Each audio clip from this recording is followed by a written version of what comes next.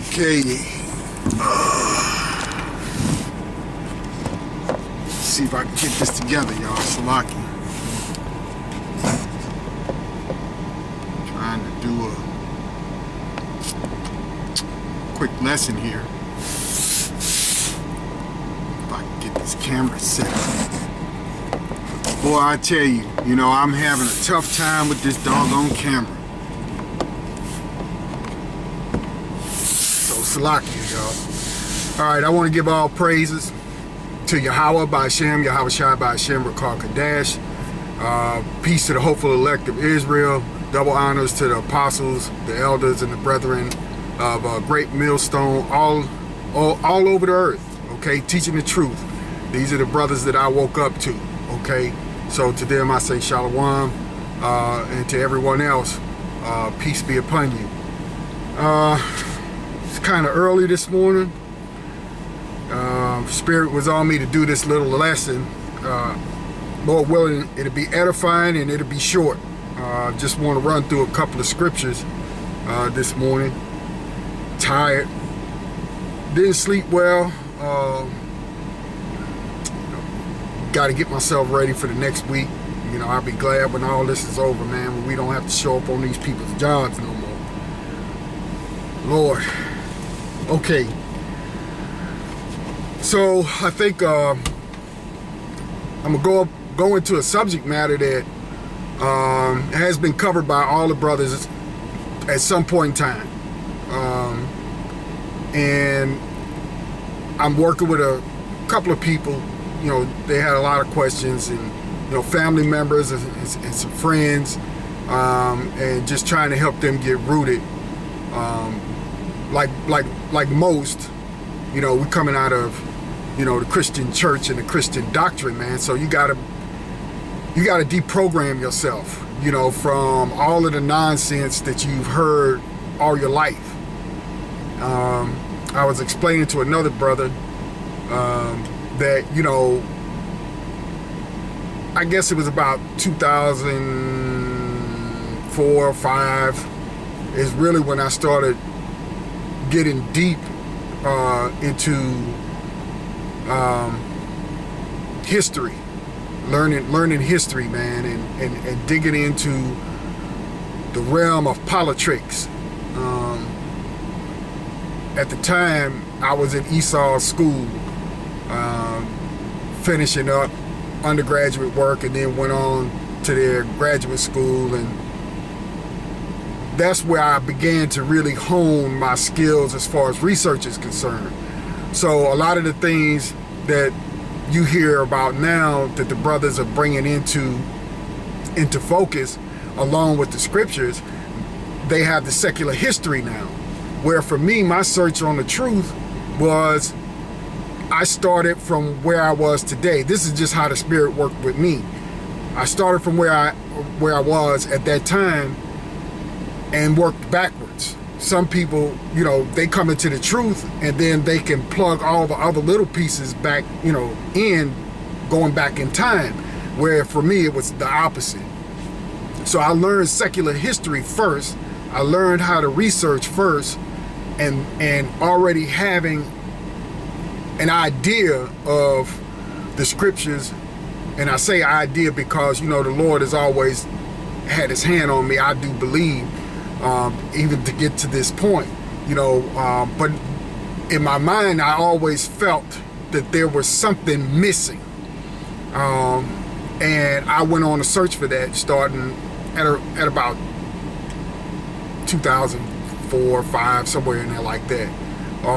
And pressed on forward up until today, up until I would say last year, when I ran across the brothers on YouTube, in particular the elder Malcolm up there in Chicago with GMS, and then the beloved elder down there. I call him beloved because, man, the man his spirit just resonated with me to a point where everything that he said was just crystal clear, and that is the brother street teacher SCO4 down in South Carolina in Myrtle Beach. So if you haven't checked those two guys out, check those guys out. but I woke up to the truth. To them, they were the last piece of the puzzle. I had everything else, but I still knew that there was something missing, something that I wasn't sure about. And listening to those two, brother Malcolm and the street teacher SCO4, it put the nail in the coffin, so to speak, for lack of a better term. It just brought everything into total focus. And so as brothers, we grow more and more each day, provided you praying, you studying, you stay in the spirit as much as possible. And so over the last couple of days, I've been, the spirit been on me to come up with a couple of things that's kind of tripping folks up, who are still waking up and still got one foot over in Christianity and then one foot over here in the truth. And they're trying to decide, well, and I understand that, because you don't want to make a mistake. You're talking about your salvation. I get that point. But there's some strongholds that's holding a lot of people back. And I include even some of my family members. One of my sisters is beginning to understand. She's one of these faithful, go to church no matter how you feel, type of thing, no matter how cold, and which, that's fine. You as one of the scriptures say, paraphrasing it, we got a zeal, but not according to the knowledge, okay? And so now she's starting to I think she's starting to wake up a little bit. And so there's a lot of questions. I got a couple of people in my life who's, well, what about this? What about that? And these things are strongholds to them, and one being, well, a stronghold, let me just give a brief definition. An Old Testament standard, stronghold could be considered a fortress or a castle. In some terms, or in some scriptures, it's applied that way. But for us, if you look at things in the New Testament, like the Apostle Paul, a stronghold is something that fortifies. It's something that will hold you safely, if you will. I think it's part of the definition that I saw. Something that will keep you kind of captive, keep you covered. So there are some strongholds in Christianity, and one, and I wrote some scriptures down to try to get to it, and I won't be too long. I've got a lot of things to do today, but this is more important. I get this done, and then I could go on with the rest of my day. Strongholds, fortress, castle. In the New Testament, I think is primarily the definition for it in Strong's was fortified through idea of holding safely. That's what I was trying to get to. Okay, one of the strongholds is the Immaculate Conception. Okay, another is the concept of hell. Okay, going into the middle of the earth as a spirit and burning for eternity. Okay, that sort of thing. And one other is that Jesus, okay, which that is not his name. His name is Yahweh Shai. Jesus came to save everybody. So those are just three simple, I shouldn't say simple, but three common strongholds that our people have, who've been indoctrinated in Christianity all their life, and now they're trying to get out of it, or the spirit is dealing with them as to whether they're going to stay in it. I'm looking at the camera because something's flashing. I'm trying to figure this camera out. So Lord willing, this lesson will come out and I'll be able to load it up. If not, I'll have to do like I did the other day and redo it and load it again on my phone. So anyway, I want to try to deal with this in a simple term for anyone that runs across this video and watches it. Okay, so let's get to one of the strongholds, which is the Immaculate Conception. Okay, there's no such thing. Okay, that's a Catholic stronghold. The Roman Catholic Church put that in there. Okay, everything that the Lord made has seed. Okay, including man. All right. So let's go to the first scripture okay? And I'm going to make it simple and I'm going to make it quick. Okay, we all know that the Lord made everything that has seed, and it makes the seed will make of its own kind. Okay, so if you go to Genesis 17 and go to, what do I have here? Let's go to verse. Let's go to verse 19. And Power said to Sarah, thy wife shall bear thee a son indeed, and thou shalt call his name Isaac. And I will establish my covenant with him for an everlasting covenant, and with his seed after him. So the covenant is with Isaac, okay? And that kind of clips onto another subject matter of Isaac and Ishmael, and Abraham's kids, that Abraham was going to be a father of many nations, so all the nations are blessed. No, the covenant is with Isaac and the seed of Isaac. Okay, so Ishmael didn't have anything coming. Esau didn't have anything coming down the line, that is. None of these other nations had anything coming. Abraham had more than, two kids. So anyway, I won't get off track. But from there, let's look at, because we're dealing with the seed thing, okay? We're dealing with whether or not Joseph and Mary actually had intercourse, or he planted his seed in Mary, okay? Which seems to be the lie that these white folks, so-called white folks, told in the Roman Catholic Church and Catholicism, that she was impregnated by the Holy Spirit and that there was no seed planted in her, which that's just going off. Okay, so let me go from there to Isaiah 10, which I have marked here somewhere.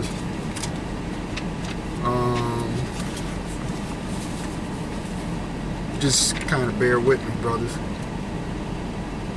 because I'm just going to give a little, just a little bit of detail on this stuff, and then go back and read the chapters for yourself. And get a full understanding of it, because I don't want this lesson to be that long.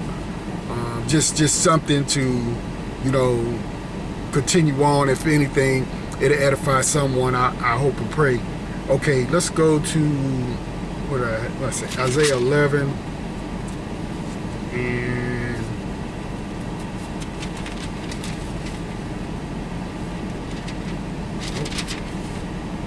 let's say 11 and 10.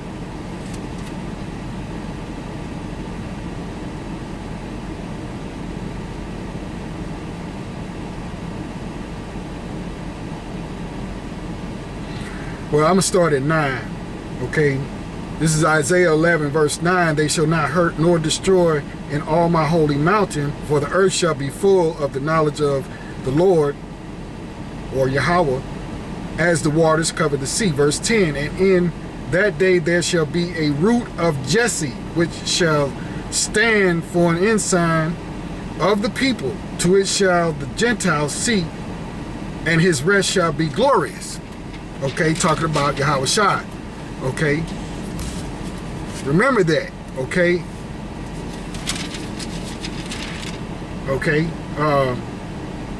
the root of Jesse. Okay, so kind of bear that in mind. Keep that in mind. Let's jump over to Isaiah 65. This is just a little appetizer, man. This is just a little something to wet your whistle. Wasn't meant to be real deep. Just kind of give those who are struggling with these three concepts,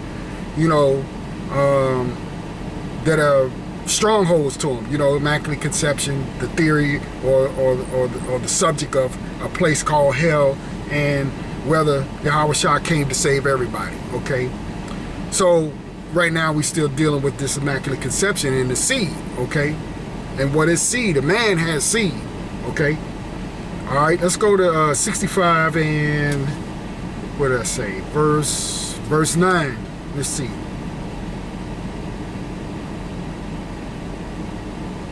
Yeah. Isaiah 65 verse 9. And I will bring forth a seed out of Jacob and out of Judah, an inheritor of my mountains, and mine elect shall inherit it, and my servants shall dwell there.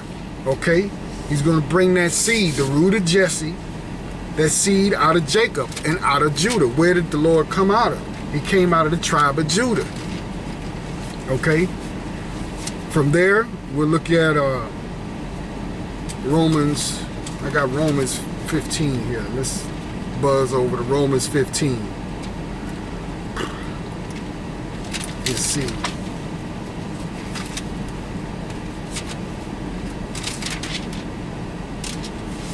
Romans 15 and verse,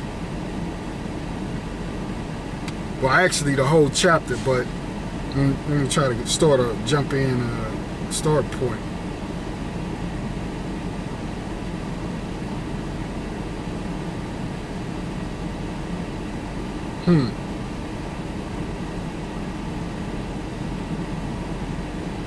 Okay, I think what I want is in verse 12, but I'll start at verse 4. All right, this is Romans 15. For whatsoever things were written aforetime were written for our learning, that we brought patience and comfort to the scriptures, of the scriptures might have hope. Now the power of patience and consolation grant you to be like-minded one toward another according to Hamashiach Yahushua, that ye may with one mind and one mouth glorify power, even the Father of Yahushua Hamashiach. Wherefore receive ye one another, as Hamashiach also received us to the glory of the Father, or God, power. Now I say that Yahushua Hamashiach was a minister of the circumcision for the truth of power, to confirm the promises made unto the fathers, and that the Gentiles might glorify the Most High for his mercy, as it is written, for this cause I will confess to thee among the Gentiles, and sing unto thy name. Verse 10, and again he saith, rejoice ye Gentiles with his people. Verse 11, and again praise the Lord all ye Gentiles, and lute him all ye people. Verse 12, here's the point. And again Esaias saith, there shall be a root of Jesse, and he that shall rise to reign over the Gentiles, in him shall the Gentiles trust. Okay, and in this particular verse, you know, those Gentiles are the scattered of our nation of Israel, who are living, and this is in Romans, who are living like the Greeks, who are living like the Romans. So that's who the Gentiles are. The Gentiles are the scattered Hellenized Israelites. Okay, it's not Esau, Edom. It's not the Greeks, the Romans, or what you call those fake Khazars over there, the Russians, the Polish people, and all. No, it's referring to the scattered Israelites who were among the Romans and living like Romans, toga parties, eating swine, eating all kind of abominable food, orgies and all that kind of stuff that they were going off. Okay, so that's who that's referring to. Okay, so remember the root of Jesse, right? And we already established that that's Yahushua, okay, who was the seed of Abraham, Isaac, and coming out of Jacob, out of the tribe of Judah. Simple, easy, no problem there, right? So let's go to Revelation 22:16, I think is what I have here. Hopefully that's what I wrote down the right thing. Sometimes you got so many scriptures running through your mind that you sometimes write down the wrong thing.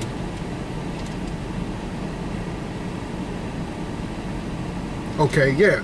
Revelations 22:16. Okay, you're talking about the last book, the last chapter. Okay, and this is Yahushua speaking. I, Yahushua, have sent mine angel to testify unto you these things in the churches. I am the root and the offspring. How you get offspring? What's an offspring? Right? I am the root and the offspring of David and the bright and morning star. Okay. Clearly, that should clear that whole immaculate conception thing that should clear that up if you can receive that. The 4 or 5 scriptures that I just gave you as far as that.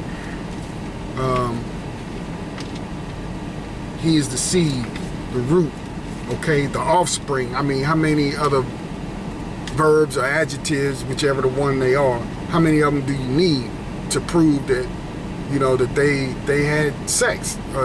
You know, Joseph had sex with her, now, with Mary.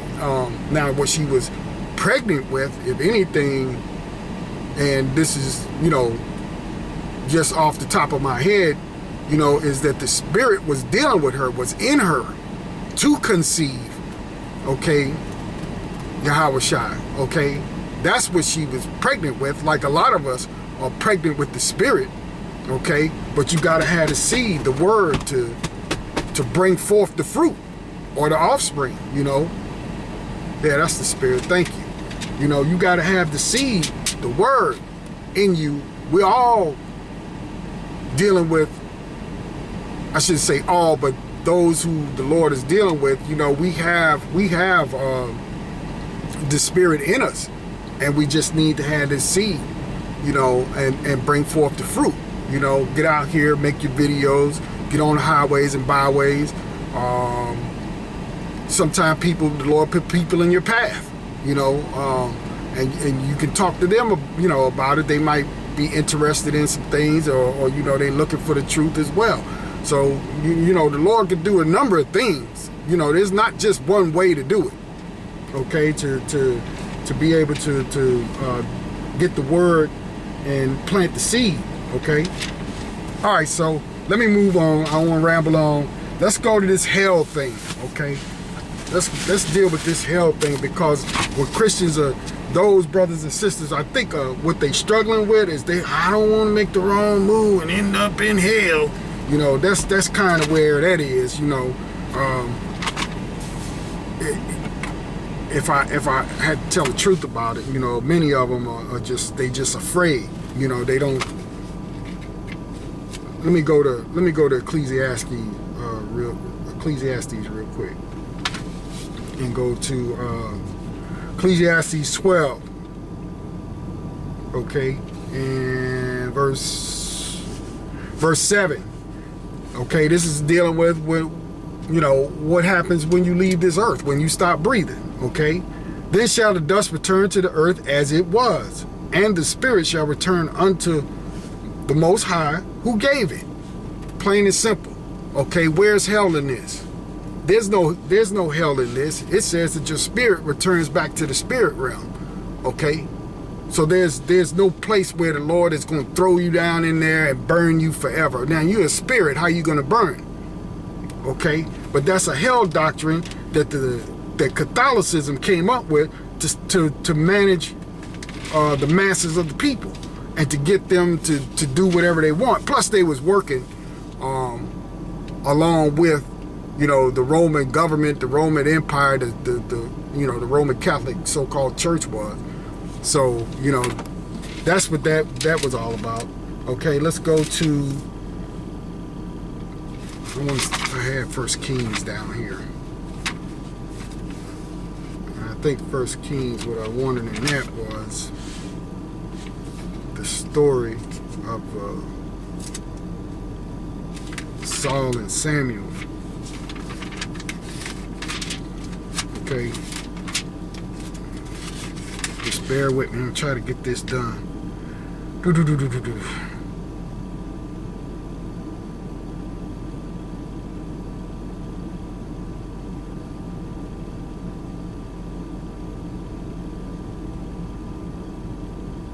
No, that's not what I was looking for.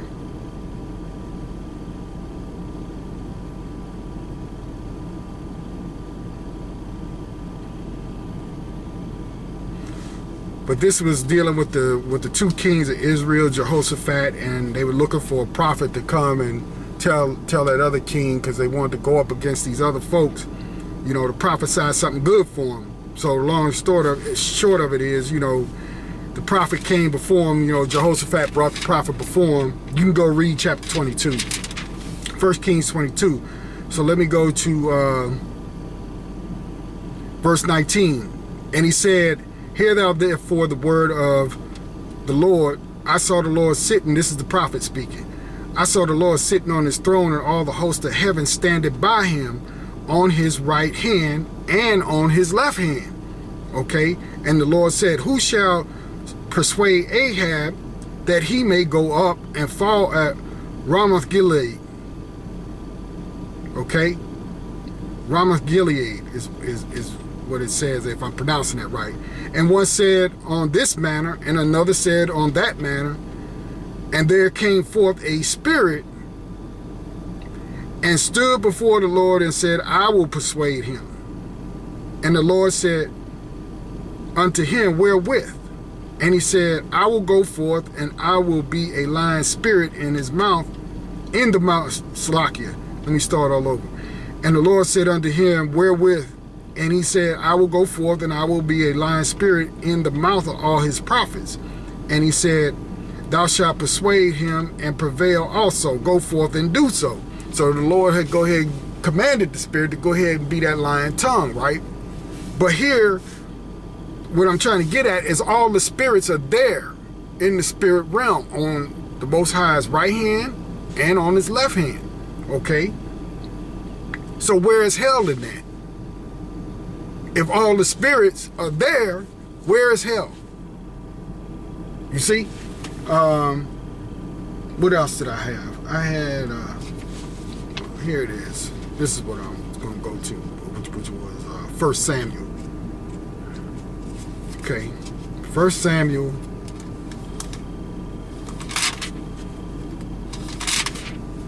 28.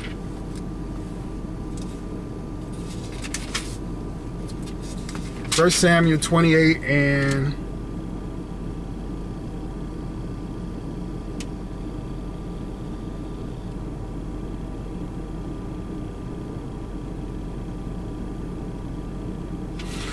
1 Samuel 28 and 15. And Samuel said to Saul, why hast thou disquieted me to bring me up? Because Saul had inquired of a person who had familiar spirits, who knew how to bring up spirits from the dead. Okay, so Saul goes and gets this person to bring up Samuel. Okay, because he messed up, and this is another good chapter to read. Okay, but anyway, let's get to the point. Verse 15, and Samuel said to Saul, why hast thou disquieted me to bring me up? And Saul answered, I am sore distressed, for the Philistines make war against me, and the Most High is departed from me, and answers me no more, neither by prophets nor by dreams. Therefore I have called thee, that thou mayest make known unto me what I should do. Then said Samuel, wherefore he doest thou ask of me, seeing the Lord is departed from thee, and is become thine enemy? And the Lord hath done to him as he spake by me. For the Lord hath rent the kingdom out of thine hand, and given it to thy neighbor, even to David. So Saul gonna lose the kingdom here, okay? And it's gonna go into King David's hands, okay? Because he didn't do what the Lord told him to do. Verse 18, because thou obeyest not the voice of the Lord, nor executed the fierce wrath upon Amalek, therefore hath the Lord done this thing unto thee this day. Verse 19, moreover the Lord will also deliver Israel with thee into the hands of the Philistines, and tomorrow shalt thou and thy sons be with me. The Lord also shall deliver the host of Israel into the hands of the Philistines. Then Saul, verse 20, then Saul fell straightway all along the earth and was so afraid because of the words of Samuel. And I'll stop right there. That's in the middle of verse 20. But the point is in 19, where Samuel tells Saul that tomorrow shalt thou and thy sons be with me. Now Samuel was a righteous king. So he's in paradise. He's in heaven, as it were, right? So Saul disobeyed the Lord and didn't do what the Lord told him to do. But still, where is hell in that? He told him, tomorrow you're going to be with me in paradise, even though he messed up. Okay? So there's no hell there. Okay? Let's get a couple more. I'll do a couple more. I got a lot written down, but we'll just do it. We'll just run through a couple more. Okay? The hell doctrine, man. I mean, it's you know, it's some heavy stuff, man.